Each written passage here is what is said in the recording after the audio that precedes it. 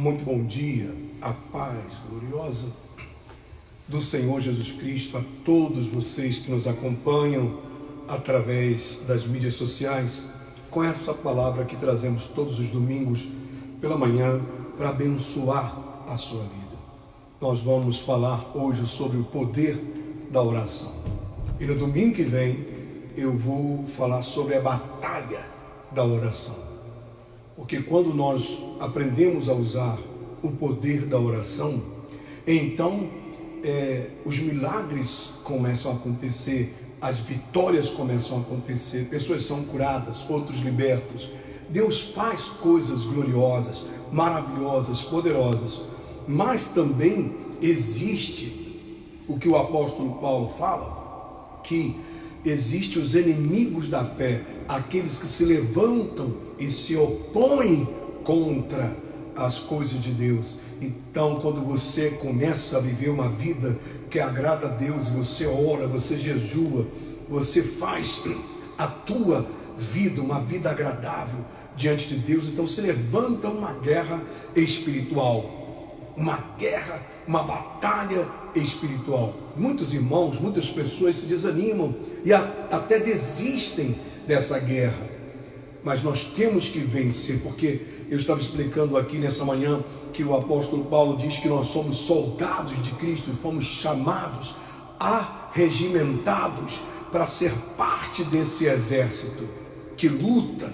Nós não lutamos com armas desse mundo, não lutamos com pau, pedra, pistola, revólver, nós lutamos com as armas de Deus, as armas de Jesus, que é a oração, o jejum, a palavra do Senhor. E esse poder é muito forte na nossa vida, e o poder da oração é maravilhoso. Nós temos visto que nações que antes dependiam da oração, que viviam na oração, deixaram de confiar, abandonaram essa prática. Aqui, a América é um bom exemplo. Essa nação, ela foi criada, ela foi fundada. Os patriarcas dessa nação vieram da Inglaterra, peregrinos, e trouxeram a fé cristã, a fé evangélica. Esse país nasceu de uma fé cristã. A oração era constante, a oração era a arma que essa nação sempre usou em momentos de crise, em momentos de dificuldade. Mas infelizmente o orgulho entrou nesse país, os Estados Unidos, e eles passaram a crer que o poderio militar, a grandeza, a riqueza econômica, as alianças com outros países é que vão fazer esse país ser uma grande potência. E não é assim. Por essa razão, pelo passar dos tempos, esse país tem sofrido muitas derrotas por causa disso. Meus amados, meus queridos, é a oração em Deus, é o poder de Deus que dá a força a um povo, que dá força a uma nação. Nós temos que aprender a confiar e a crer. Deus lhe bendiga, vá com Deus. A crer na força do poder de Deus. A Bíblia diz: feliz a nação cujo Deus é o Senhor.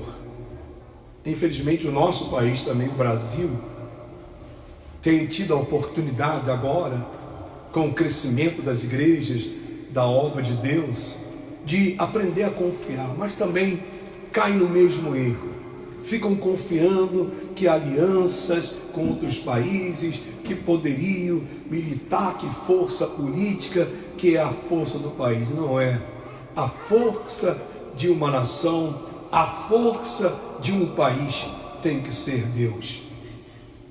Eu quero apresentar aqui alguns exemplos de algumas pessoas, homens de Deus na Bíblia, que confiaram em Deus.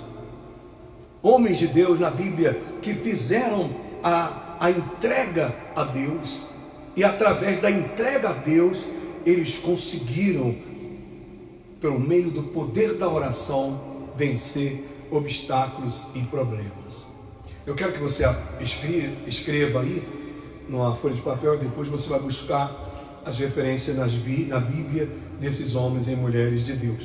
Primeiro exemplo, Abraão orou, e enquanto ele orava, Deus não destruiu a cidade de Sodoma e Gomorra, onde Ló, o sobrinho de Abraão, vivia.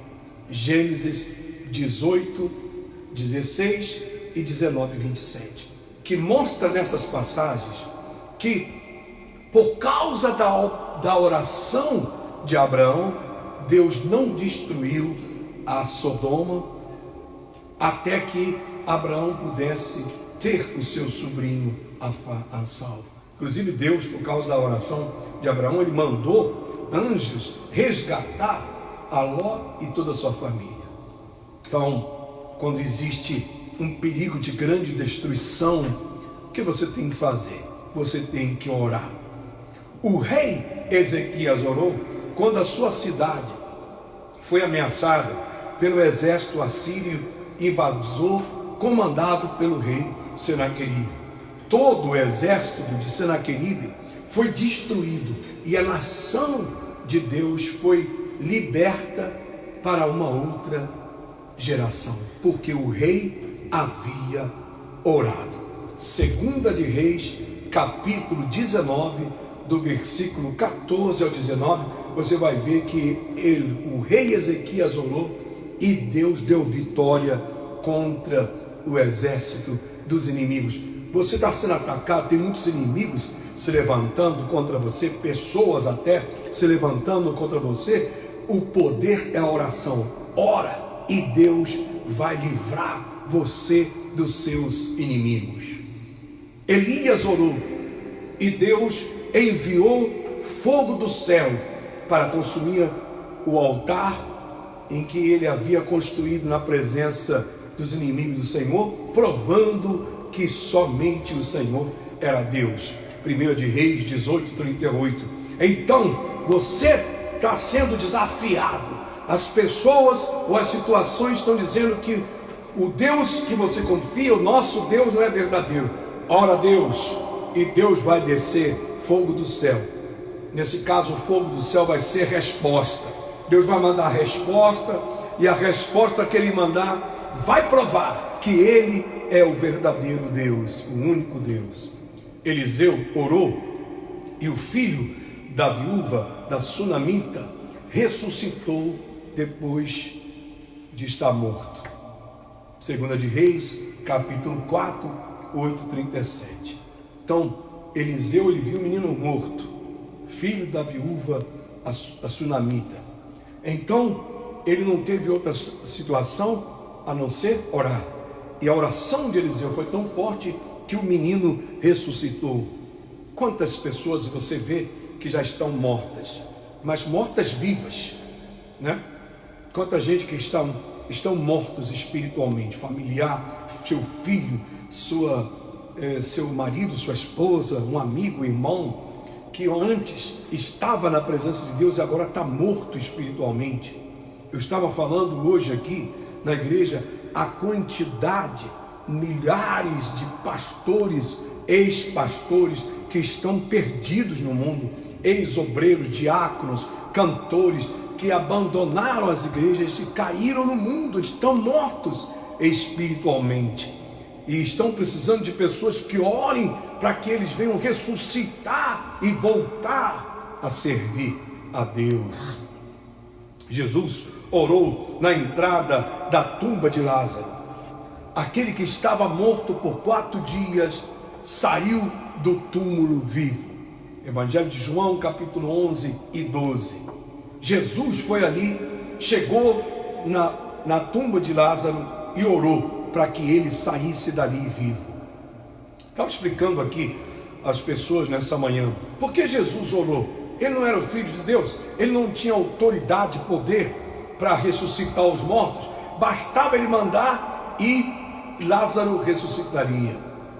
Jesus era o Filho de Deus, mas ele estava também vivendo a vida de um homem. Então ele tinha que fazer as coisas como eu e como você tem que fazer. Até porque para nos servir de exemplo, para nos ensinar a orar e a buscar a Deus. Ele orou e Lázaro ressuscitou. Glória a Deus. O ladrão crucificado ao lado de Jesus, ele orou a Jesus e Jesus assegurou que naquele dia, naquele mesmo dia, ele estaria com Jesus no paraíso. Lucas 23, do versículo 42 ao 43. Então, aquele homem orou pela sua salvação.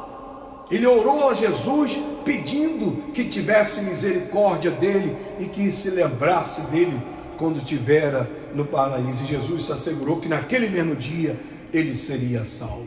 Temos que orar pela nossa salvação. Você ora pela tua salvação? Ah, mas eu já estou salvo. E aí? É isso? Não, você tem que orar todo dia, confirmando, pedindo a Deus força para que você continue sempre firme na tua salvação. Orar pela salvação dos seus familiares, orar pela salvação do mundo, das pessoas até que você não conhece. Paulo, o apóstolo Paulo, orou e as igrejas nasceram na Ásia Menor e na Europa. Você pode ler isso em Efésios capítulo 1, versículo 15 a 19. Paulo orando pelo crescimento da obra, Paulo orando pelo crescimento da igreja. Nós temos que fazer isso. Você ora pelas igrejas? Ah, sim, eu oro pela minha igreja. Egoísmo, a igreja de Cristo é uma só. Você tem que orar pela igreja do Senhor espalhada por todo o mundo. Você tem que orar pelos pastores, missionários, por aqueles evangelistas que estão até enfrentando luta, dificuldade. Sabia que existem lugares que tem muita perseguição mesmo, que nem eu nem você, quizás ainda não vimos. Temos que orar. Pedro orou, e Dorcas, uma mulher que servia ao Senhor e que ela morreu.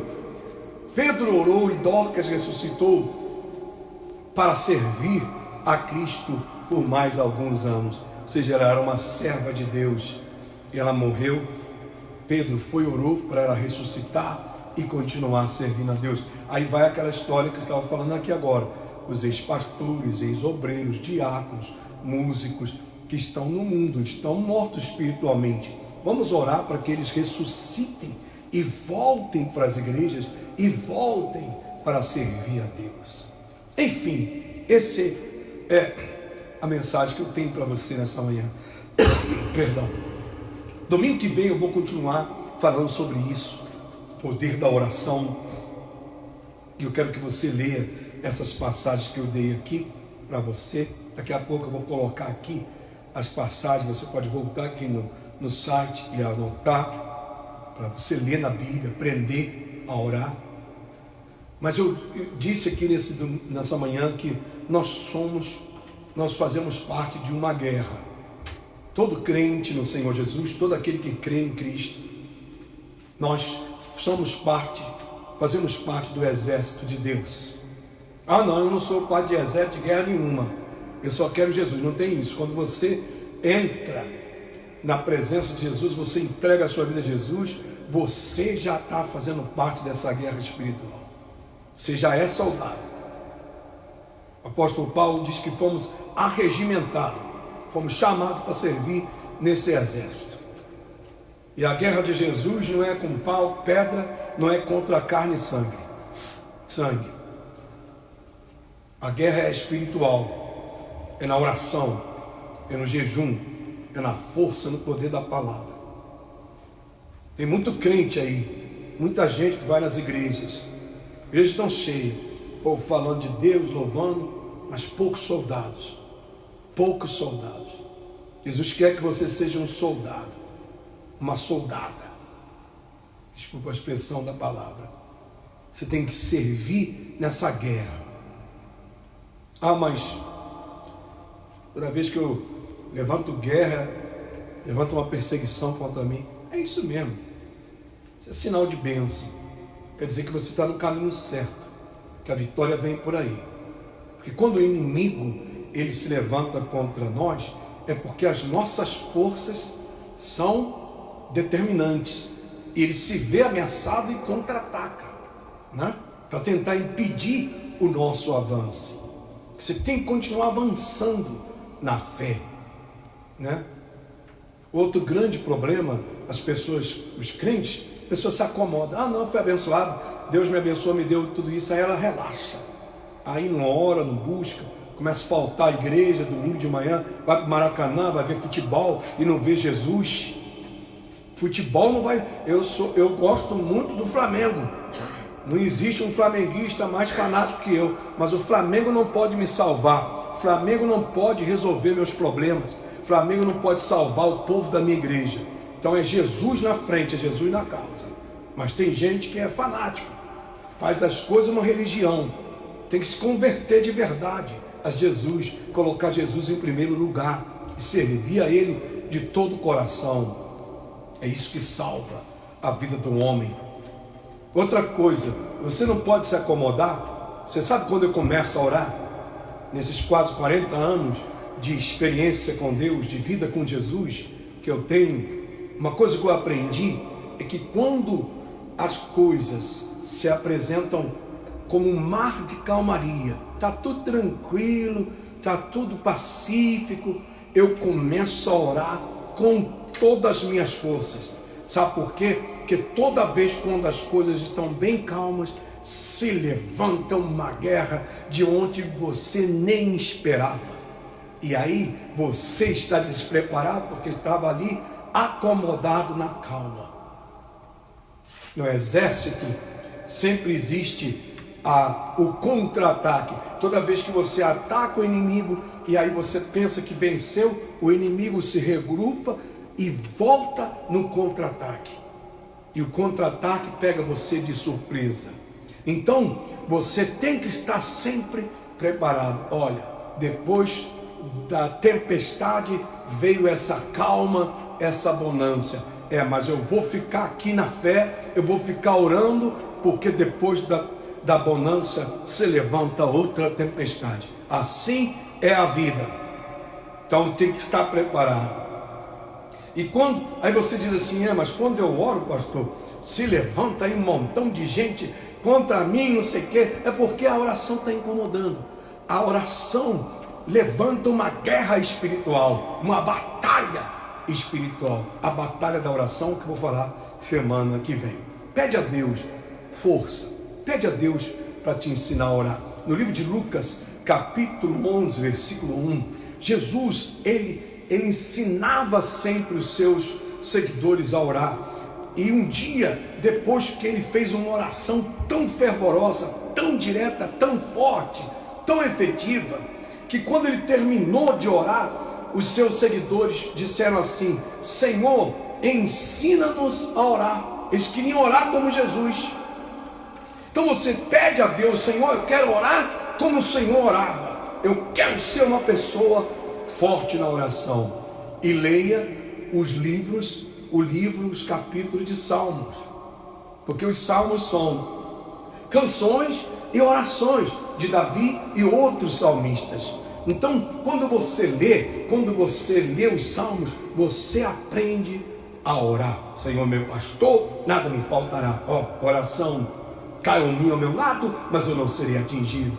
Não temerei nenhum mal. Olha só. O Senhor é a minha força, o meu escudo, minha fortaleza. Olha, orações, tudo ali nos Salmos. Domingo que vem eu volto aqui com vocês para falar da batalha da oração.